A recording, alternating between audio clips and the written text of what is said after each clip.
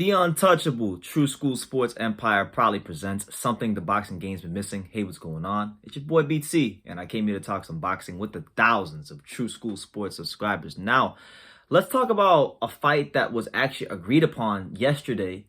At the time of shooting this video, it's April 3rd, so it was agreed upon yesterday on April 2nd. You know, there isn't any dates or TV in line yet, but the fighters have agreed to a fight. And that fight is between two notable names, very notable names, in the 154-pound division. You got the guy on that screen, Erickson Lubin, taking on Jeison Banana Rosario. So that's a banger. And listen, I like Rosario a lot. You guys know that he's a friend of the channel. Shout out to Banana Rosario. You know, these are two fighters that I'm very familiar with. These are two fighters that I've met in person. These are two fighters that I've interviewed. These are two fighters that are two of the bigger names in 154, and they just both so happen to train in South Florida. You know, which I'm very familiar with the South Florida boxing scene, as many of you guys know. You know, Rosario trains at the a gym called the Payne Boxing Training Facility under the great trainer Luis Chio Perez.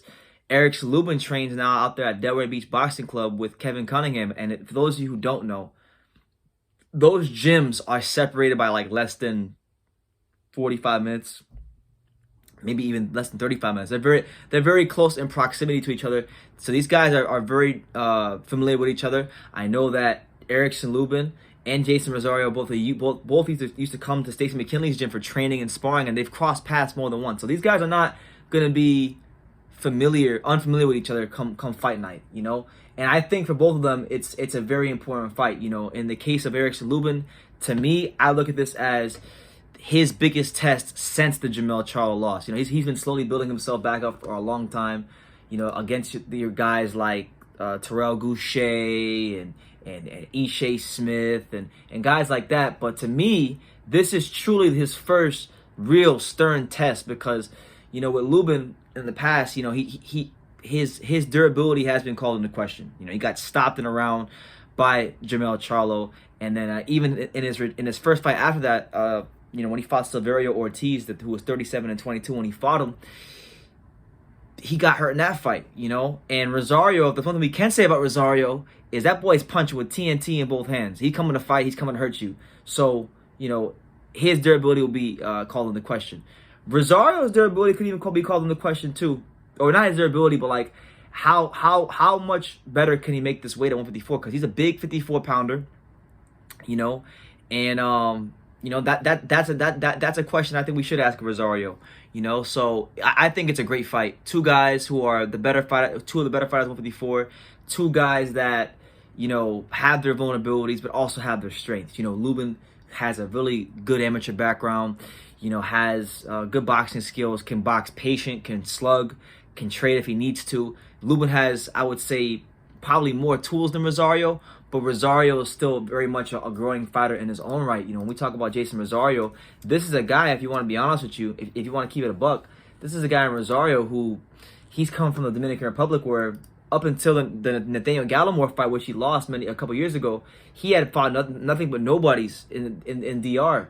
You know, so he's only really been fighting at this level in boxing for just about 4 years, a little under 4 years. You know, that's what it is. You know, he's still young. He's 25 years old. I think Lubin might be 25 years old. Is Lubin 25 years old? Let's see. Let's see if Erickson Lubin's 25 years old. I think he might be the same. But either way, I love this fight because of the fact that both these guys have a score to settle, and they're both 25, by the way. They're both 25.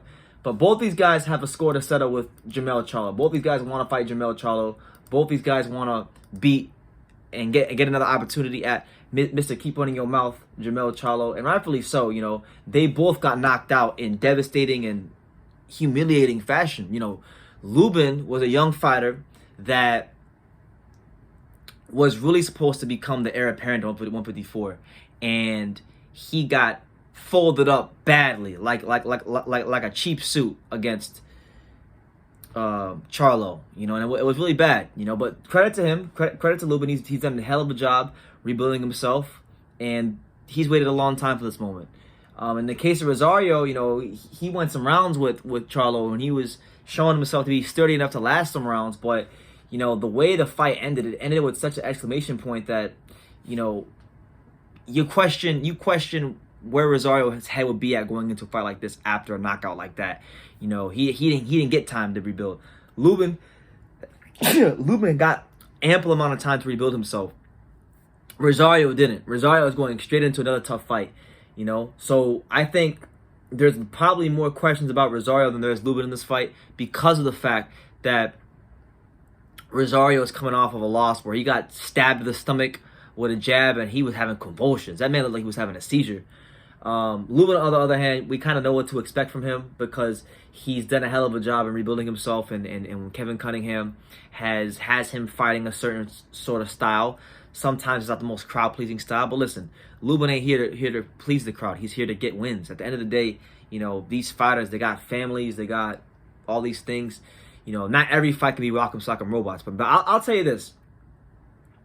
This fight right here is gonna be, I think, a war because I think Lubin is a dog. I think Rosario is a dog.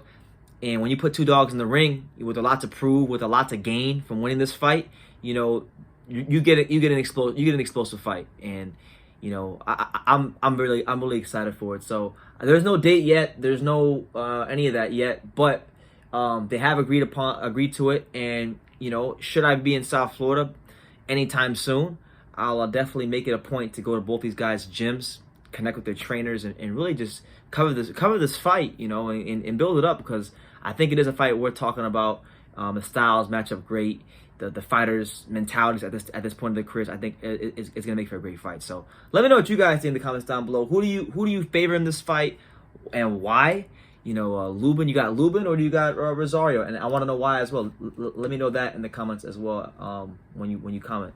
You know, and you know, take the time to subscribe. Make sure you smash the like button because you know sometimes YouTube's always trying to keep your boy down, but with your help, they won't much longer. So smash that like button. Take time to subscribe. Like I say in every single one of these videos, you can love me or you can hate me, but I'm just a kid from Daniel. So until next time, take care, guys.